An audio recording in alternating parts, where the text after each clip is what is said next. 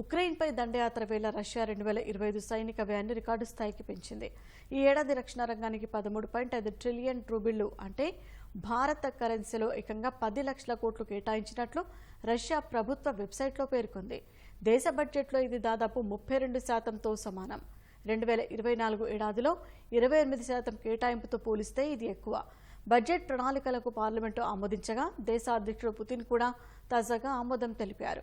2022 ఫిబ్రవరిలో ఉక్రెయిన్పై రష్యా దండయాత్ర రెండో ప్రపంచ యుద్ధం తర్వాత ఐరోపాలో జరిగిన అతిపెద్ద యుద్ధం. వనరుల పరంగా ఇరుపక్షాలు భారీగా నష్టపోయాయి. పాశ్చాత్య మిత్ర దేశాల నుంచి కీవ్ బిలియన్ల డాలర్ల సాయాన్ని పొందుతోంది. అయితే మాస్కో దాడులు తీవ్రతరం చేస్తూ తూర్పు ప్రాంతాల్లో కీవ్ దళాలను వెనక్కు నెడుతోంది. తాజాగా పుతిన్ సేనలు 78 డ్రోన్లతో దాడి ఉక్రెయిన్పై చేయగా 32 డ్రోన్లను జెలెన్స్కీ బలగాలు ధ్వంసం చేశాయి. కీవ్కు చెందిన 29 డ్రోన్లను మాస్కో కూడా కూల్చివేసింది.